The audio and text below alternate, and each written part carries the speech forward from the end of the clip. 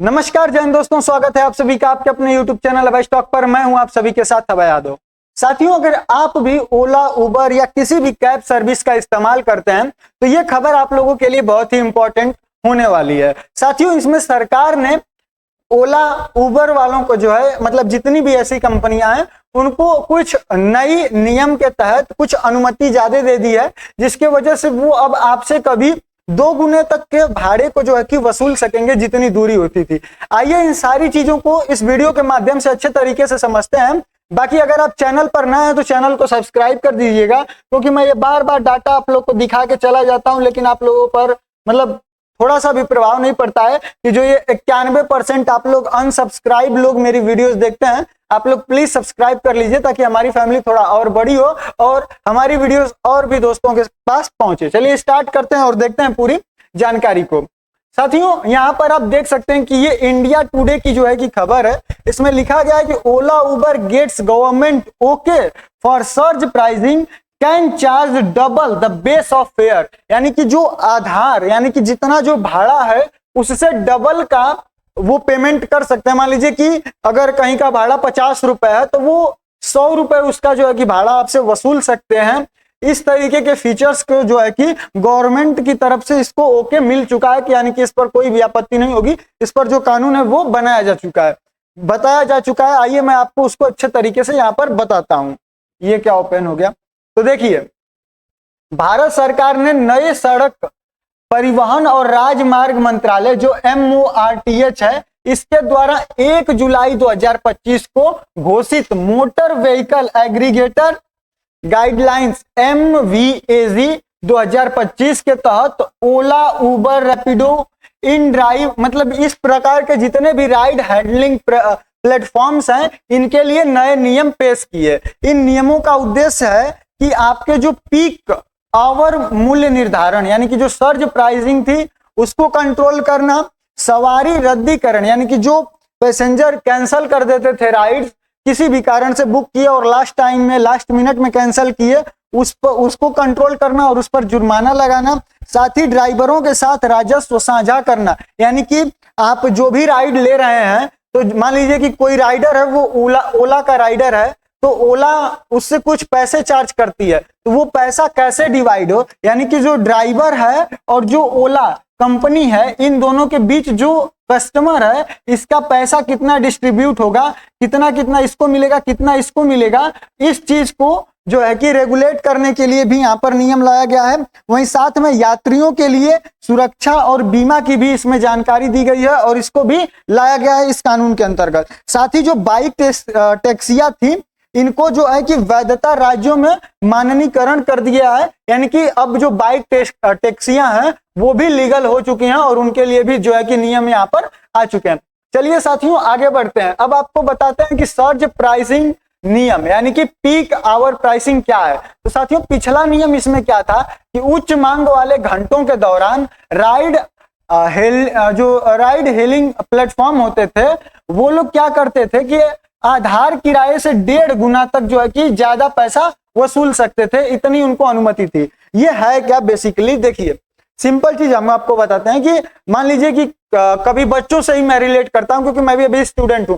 हम कहीं पेपर देने गए, ओला को पता है कि यहाँ पर अभी इस सेंटर पर, यहाँ पर नजदीक में सेंटर है, यहाँ पर राइड्स बहुत ज्यादा मिलेंगी, तो उस समय क्या करेगा, कस्टमर ज्यादा है, राइडर्स कम है, तो कंपनी क्या करती थी कि पहले उस मतलब जितना किराया लगना था उसका 1.5 गुना किराया वसूल सकती थी। यानी कि आपको जो है कि 300 रुपए है तो वो 450 रुपए तक आपसे ले सकती थी। पहले ये था, लेकिन अब इसको जो है कि बढ़ाकर कितना कर दिया गया है कि अब इसके जो बेस किराया है उससे 2 गुने तक का शुल्क जो है वसूलने की इसमें अनुमति दे दी गई है। यानी कि यहाँ पर पॉइंट ए है, यहाँ पर पॉइंट बी है। यहाँ पर पता है कस्टमर को और जो राइडर है और जो कंपनी है कि आज मान लीजिए कि यहाँ पर पेपर होने वाला है, इस स्टेशन पर यहाँ पर जो है कि पेपर होने वाला है, यहाँ पर आज पेपर का डेट है और यहाँ पर ये एक स्टेशन है, ये एक स्टेशन है, तो यहाँ पर जो लड़के हैं, जो बच्चे हैं, विद्यार्थी हैं, वो ज्यादा आएंगे। तो कंपनी क्या करेगी कि जो प्राइस है यहाँ से यहाँ तक के ड्रॉप करने का, क्योंकि बच्चे ज्यादा हैं तो इसलिए राइडर्स कम है, तो मांग ज्यादा है, तो इसलिए क्या करेगी, ये मूल को मतलब कि जो भाड़ा है इसका वो अब इसको 2x तक जो है कि यहाँ पर बढ़ा सकती है। पहले यहाँ पर 1.5x था। तो इससे राइडर्स को जो मतलब अगर इसको देखा जाए इस तरीके से, मैं अपने नजरिए से देखूं, ड्राइवर अपने नजरिए से देखे और कंपनी अपने नजरिए से देखे, तो जो उपभोक्ता है उसको तो घाटा होगा, क्योंकि हम लोगों को अब घाटा होगा कि यहाँ पर 2 गुना पे करना पड़ेगा, लेकिन जो कंपनी है और जो ड्राइवर है उनको यहाँ पर बेनिफिट होने वाला है। साथियों, इसका मतलब यह है कि जब मांग अधिक होती है, जैसे भीड़ भाड़ वाले समय, बारिश, छुट्टियां, तो किराया 2 गुना हो सकता है। साथ ही यहाँ पर ऑफ पीक छूट सीमा, यानी कि जब वहां पर मान लीजिए कि भीड़ नहीं है या फिर वहां पर राइड नहीं है, राइडर्स ज्यादा उपलब्ध हैं, तो वहां पर छूट भी दिया जाता है। तो वो छूट कितना दिया जाएगा, तो जो बेस प्राइस होगा, यानी कि मान लीजिए 50 रुपया बेस प्राइस है, तो आपको 50% का इसमें जो है कि ऑफ मिलेगा, और ये आपका टोटल कितना लगेगा, 25 रुपए ही यहाँ पर आपको लगेगा। तो 50% से कम यहाँ पर आपको छूट नहीं दिया जा सकता, मतलब अधिक नहीं दिया जा सकता। 50% से अधिक छूट आपको नहीं मिलेगा, 50% से यह कम नहीं हो सकता है। यानी कि आप अब चाहें कि 60% कोई दे दे, तो ये 60% नहीं दे सकता है। हाँ, 50 से ऊपर यानी कि 40%, 30% आपको कितना भी छूट दे सकता है, लेकिन 50 से नीचे यहाँ पर नहीं जाएगा ऊपर। अब बात करते हैं कि यह इसके मायने क्या रखता है ये, तो देखिए यह सर्ज प्राइसिंग को प्रदर्शित करता है, यानी कि इसको प्रदर्शित करता है, इसमें ट्रांसपेरेंसी लाता है। वहीं जो ऑफ पीक घंटों के दौरान उचित मुआवजा सुनिश्चित करके ड्राइवरों को यह सुरक्षा देता है, और यह शिकारी मूल्य निर्धारण की रणनीति को भी रोकता है। तो इसके कुल मिला जुलाकर यह यहाँ पर फायदे हैं। अब आगे चलते हैं कि न्यूनतम किराया और दूरी समावेशन, इसमें जो है कि डेड माइलेज जो है ये क्या है। तो देखिए जो नया प्रावधान है, इसके आधार किराए को न्यूनतम 3 किलोमीटर शामिल किया जाना है। अब इसको मैं आपको सिंपल तरीके से बताता हूं। यहां पर मान लीजिए कि राइडर है, तो ये राइडर आप यहां पर हैं, आपने यहां से जो है कि बुक किया राइड, और यहां से यहां तक की जो दूरी है वो 3 किलोमीटर की है, और आपको यहां से यहां तक जाना है इस पॉइंट बी तक, और इसकी जो दूरी है आपके यहां से ये 1 किलोमीटर की है। तो यानी कि जो राइडर है वो इस पॉइंट पर है, वो इस पॉइंट से आप तक आएगा जिसकी दूरी 3 किलोमीटर है, और वो फिर यहां से आपको ड्रॉप करेगा 1 किलोमीटर। तो जो राइडर की टोटल दूरी हो गई वो तो इस तरीके से 4 किलोमीटर की हो गई टोटल। तो जो बेस प्राइस होगा नए नियम के अनुसार वो कम से कम 3 किलोमीटर का पैसा तो वो आपसे लेगा ही लेगा। उसके बाद उसका जो भी इच्छा करे वो आपको कर यहाँ पर देख सकता है, जो भी उसको समझ में आए। साथियों, इसका महत्व क्या है कि ग्राहक तक पहुंचने के लिए समय या फिर दूरी के लिए ड्राइवरों को कम भुगतान करने से उसको बचेगा, और यहाँ पर सवार के दृष्टिकोण से उचित किराया आकलन को भी प्रोत्साहित यहाँ पर करता है। कुल मिलाजुलाकर यहाँ पर सिर्फ महंगा ही हो रहा है ड्राइवरों के लिए और कंपनी के लिए तो अच्छा है, लेकिन जो उपयोग करता है, जो कंज्यूमर है, उसको यहाँ पर कुल मिलाजुलाकर बेनिफिट नहीं होने वाला है। वहीं इसके निस्तारण और दंड की बात करें तो नए रद्दीकरण यानी कि कैंसलेशन शुल्क की बात करें, प्राइस की बात करें, तो अगर ड्राइवर यात्रियां स्वीकार करने के बाद इसको रद्द करता है बिना किसी वैध कारण के, तो उस पर जो है कि 10% अधिकतम 100 रुपए का जुर्माना लगेगा। यानी कि मान लीजिए आपने राइड बुक की और राइडर ने एक्सेप्ट कर लिया, आपकी राइड एक्सेप्ट कर लिया और फिर उसको कैंसिल करता है, तो उस पर जो मैक्सिमम जुर्माना लगेगा वो 100 रुपए का लगेगा। इसी प्रकार बिना वैध कारण के यात्रा रद्द करने वाले यात्रियों को भी, यानी कि मान लीजिए आपने यात्रा बुक की और आपने ही कैंसिल कर दिया, तो आप पर भी 10% का यहाँ पर जुर्माना, अधिकतम 100 रुपए का जो है कि जुर्माना यहाँ पर लग सकता है।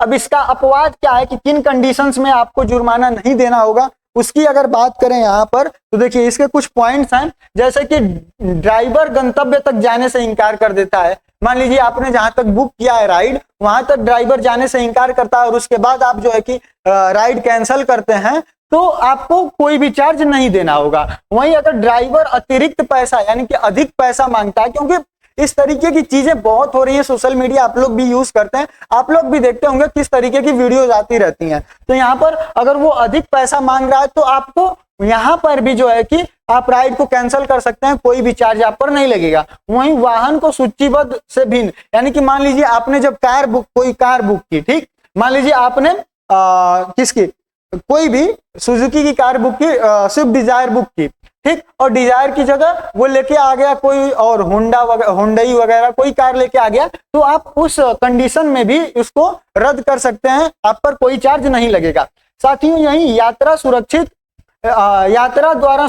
यात्री द्वारा सुरक्षा संबंधी चिंताएं उठाई गई। मान लीजिए आपने कार देखा, ड्राइवर मान लीजिए कई बार ऐसा होता है कि ड्रिंक किए हुए हैं, तो आपको लगा कि नहीं ये सेफ नहीं है, या फिर आप उस गाड़ी में कोई कमी देखते हैं जिससे आपको ये लगता है कि ये सेफ नहीं है, तो आप सुरक्षा की दृष्टि से भी इसको कैंसिल कर सकते हैं। साथियों इस पर विपक्ष ने भी बहुत ज्यादा सवाल उठाया है, कांग्रेस पार्टी ने भी इस पर जो है कि अपनी चिंता व्यक्त की है कि इस तरीके से जो है भाड़ा बढ़ाना, तो ये एक तरीके से सीधा सीधा लूट है, क्योंकि देखिए जितनी कंपनियां कमाएंगी सरकार को उतना फायदा होगा।